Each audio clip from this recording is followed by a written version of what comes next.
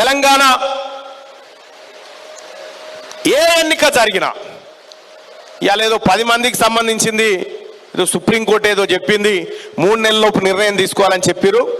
మహారాష్ట్రలో కూడా గట్లే చెప్పారు, 3 ఏళ్ళు అయిపోయింది. కాబట్టి ఆ 10 మంది బై ఎలక్షన్ వస్తుందని ఆశ లేదు. కానీ ఎక్కడ బై ఎలక్షన్ వచ్చినా మనం ఎన్నికల్లోకి దుంకాల్సిందే. ఇక మరి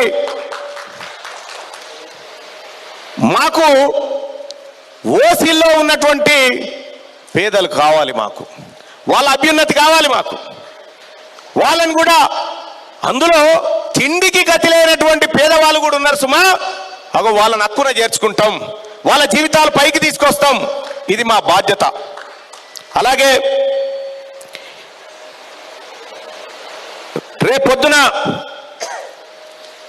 జరగబోయేటువంటి ఈ బీసీ ఉద్యమంలో మనమంతా సోషల్ మీడియాని వాడాలా, సోషల్ మీడియాని విస్తృతంగా వాడాలా.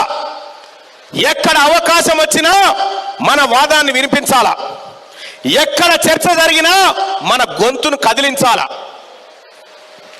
ఇది ఒక బీసీల పోరాటమే కాదు, ఇది ఎస్సీ ఎస్టీ సోదరుల పోరాటం కూడా, ఇది మైనారిటీ సోదరుల పోరాటం కూడా. అందుకోసమని సోషల్ మీడియాని విస్తృతంగా వాడాల్సినటువంటి అవసరం ఉందని చెప్పి తెలియజేసుకుంటూ, అలాగే తెలంగాణ రాష్ట్ర వ్యాప్తంగా మల్లన్న నువ్వు పాదయాత్ర చేస్తే బాగుంటుందని చెప్తా ఉన్నారు. పాదయాత్ర కాదు నాయన, పాడెక్కేదాకా యాత్ర చేస్తా, పాడ ఎక్కేదాకా యాత్ర చేస్తా. కానీ బీసీల రాజ్యం మాత్రం తెస్తా, బీసీల రాజ్యం మాత్రం తెస్తా. అతి త్వరలోనే కార్యాచరణ ఉంటది.